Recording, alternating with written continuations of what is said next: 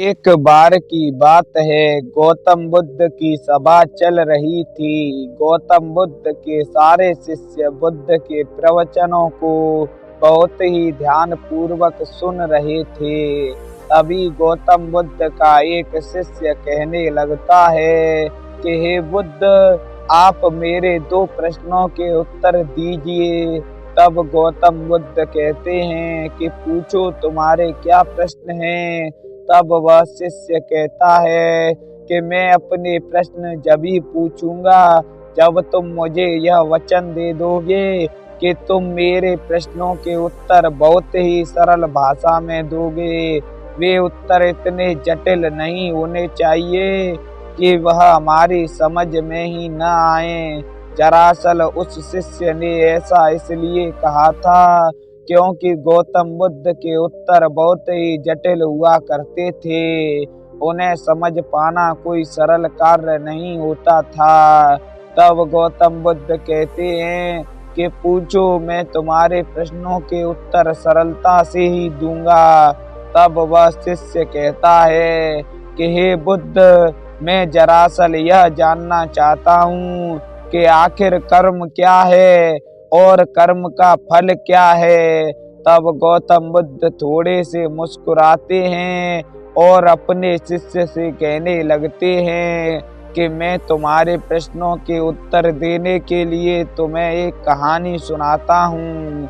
एक बार की बात है, एक राजा अपने सैनिक व सिपाहियों के साथ व अपने मंत्रियों के साथ हाथी पर बैठकर अपने राज्य की सैर करने को निकला था। तभी राजा एक लकड़ी वाले की दुकान पर अचानक अपने हाथी को रोकता है और अपने मंत्री से कहता है कि हे मंत्री, पता नहीं क्यों मुझे इस लकड़ी वाले को फांसी पर लटकाने की सजा सुना देनी चाहिए। ऐसा मेरे मन में विचार आ रहा है। वह मंत्री राजा की ऐसी बातें सुनकर दंग रह जाता है और सोचने लगता है कि हमारा राजा तो इतना अच्छा है, भला वह किसी व्यक्ति को फांसी पर लटकाने की बात कैसे कर सकता है, जबकि उस व्यक्ति ने तो कोई अपराध ही नहीं किया है। परंतु जब तक मंत्री कोई भी प्रश्न पूछ पाता तब तक राजा ने अपने हाथी को आगे बढ़ा दिया और सारे सैनिक भी राजा के साथ आगे बढ़ गए। धीरे धीरे वे लौटकर राजमहल में चले गए, परंतु वह मंत्री बहुत ही चतुर था। वह एक सामान्य नागरिक का भेष बनाकर उस लकड़ी वाले के पास जाता है तो उसे पता चलता है कि वह चंदन की लकड़ियां बेचा करता था। मंत्री उस लकड़ी बेचने वाले से कहता है कि तुम्हारा धंधा कैसा चल रहा है। तब वह लकड़ी बेचने वाला कहता है, अरे भाई, धंधे में तो बहुत घाटा चल रहा है। मेरी लकड़ियां बिकती ही नहीं हैं। लोग मेरी दुकान पर आते हैं और मेरी चंदन की लकड़ियों की खुशबू लेते हैं, परंतु कोई भी व्यक्ति मेरी चंदन की लकड़ियों को नहीं खरीदता है। और कोई कोई व्यक्ति तो मेरे चंदन की लकड़ी की मजबूती भी परख लेता है, फिर भी वह चंदन की लकड़ियों को नहीं खरीदता। क्या बताऊं, अभी तो धंधे में बहुत घाटा चल रहा है। तब मंत्री कहता है कि फिर तुम क्या करोगे, अपना घर कैसे चलाओगे। तब वह लकड़ी बेचने वाला कहता है कि अभी तो मेरी एक ही ख्वाहिश है, मैं चाहता हूँ कि अपने राज्य का राजा मर जाए। अगर हमारा राजा मर गया तो हमारा राजा तो बहुत ही अमीर है, उसका अंतिम संस्कार अवश्य ही चंदन की लकड़ियों से कराया जाएगा और उसे जलाने के लिए चंदन की लकड़ियां खरीदी जाएंगी। और आसपास में कोई भी चंदन की लकड़ियों का व्यापारी नहीं है, तो मुझसे ही चंदन की लकड़ियां खरीदी जाएंगी, जिस कारण मैं अमीर बन जाऊंगा और मेरे सारे धंधे का घाटा पूर्ण हो जाएगा और हम एक खुशहाल जिंदगी जी पाएंगे। तब उस मंत्री की बात समझ में आ जाती है और वह मन ही मन सोचने लगता है कि यह भी राजा को मारना चाहता है। इसीलिए राजा के मन में अचानक ही इसे फांसी पर लटकाने का विचार उत्पन्न हुआ। परंतु वह राजा का मंत्री बहुत ही चतुर था, जिस कारण वह उसे बिना बताए कि वह मंत्री है उससे कुछ चंदन की लकड़ियां खरीद लेता है और उसे कुछ स्वर्ण मुद्राएं दे देता है और चंदन की लकड़ियों को लेकर राजमहल में चला जाता है। जैसे ही वह राजमहल में जाता है, राजा अपने सेना के साथ व अपने सभापतियों के साथ दरबार में बैठे हुए थे। मंत्री राजा के पास जाकर कहता है कि हे महाराज, ये लो चंदन की लकड़ियां, ये उस दुकानदार ने भेंट दी हैं तुम्हारे लिए जिसे तुम कल फांसी पर लटकाना चाहते थे।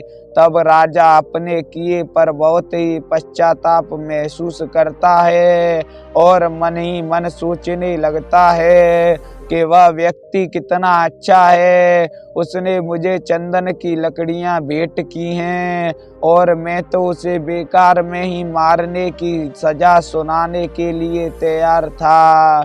राजा अपने किए पर पश्चाताप महसूस करता है और चंदन की लकड़ियों की खुशबू लेते हुए आनंदित होकर कुछ स्वर्ण मुद्राओं से भरी हुई पोटली अपने मंत्री को देता है और कहता है, जाओ उस लकड़ी वाले को ये स्वर्ण मुद्राएं दे देना और कहना राजा ने तुम्हारे लिए भेंट दी है।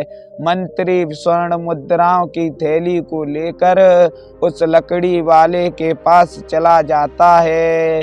जैसे ही मंत्री लकड़ी वाले के पास पहुंचता है तो लकड़ी वाला मंत्री के हाथ जोड़ने लगता है। मंत्री उसे कुछ स्वर्ण मुद्राओं से भरी हुई थैली दे देता है और कहता है, ये लो, हमारे राजा ने तुम्हारे लिए उपहार भेजा है। उन्हें पता चला है कि तुम्हारे धंधे में बहुत घाटा चल रहा है, जिस कारण हमारे राजा ने तुम्हारे घाटे को पूर्ण करने के लिए यह उपहार भेजा है। वह व्यक्ति मन ही मन बहुत प्रसन्न होता है और सोचने लगता है कि हमारा राजा तो कितना दयावान है, फिर भी मैं उसे मारना चाह रहा था। मैं अपने लालच के लिए किसी के प्राणों की आहुति कैसे दे सकता हूँ और फिर भला उसके प्राण देकर अमीर होना भी कोई अमीर होना है। मैं अपने खुद के स्वार्थ के लिए अमीर नहीं बन सकता, मैं गरीब ही ठीक हूँ। तब वह लकड़ी वाला मंत्री से कहता है कि राजा जी को मेरा शुक्रिया कहना। मंत्री राजा के पास जाकर उसका शुक्रिया कह देता है। अब दोनों की भावना बदल जाती हैं। न तो राजा उस लकड़ी वाले को मारना चाहता है, न लकड़ी वाला राजा को मारना चाहता है। तब गौतम बुद्ध अपनी कहानी को समाप्त कर उस शिष्य से पूछते हैं, क्या तुम्हें तुम्हारे प्रश्नों का उत्तर मिला? तब वह शिष्य कहता है कि कहाँ मिलेगा, इसमें तो कर्म की कोई बात ही नहीं की गई है। तब गौतम बुद्ध कहते हैं, दरअसल कर्म हमारे विचार होते हैं। हम जिस भी व्यक्ति वस्तु के विचार में जैसे भी विचार रखेंगे, वह व्यक्ति वस्तु भी हमारे प्रति वैसे ही विचार रखेगा। अगर हम किसी व्यक्ति के बारे में अच्छा सोचेंगे तो वह व्यक्ति भी हमारे बारे में अच्छा ही सोचेगा, परंतु यदि हम किसी व्यक्ति के बारे में बुरा सोचेंगे तो वह व्यक्ति भी हमारे बारे में निश्चित ही बुरा सोचेगा। ऐसा कहकर गौतम बुद्ध वहाँ से चले जाते हैं और शिष्य को भी अपना उत्तर मिल जाता है। अगर आपको भी हमारी कहानी से कोई शिक्षा मिली हो तो तो हमें कमेंट करके ज़रूर बताएं। वीडियो को लाइक करें, चैनल को सब्सक्राइब करें। मिलते हैं जल्द ही एक और नई कहानी के साथ।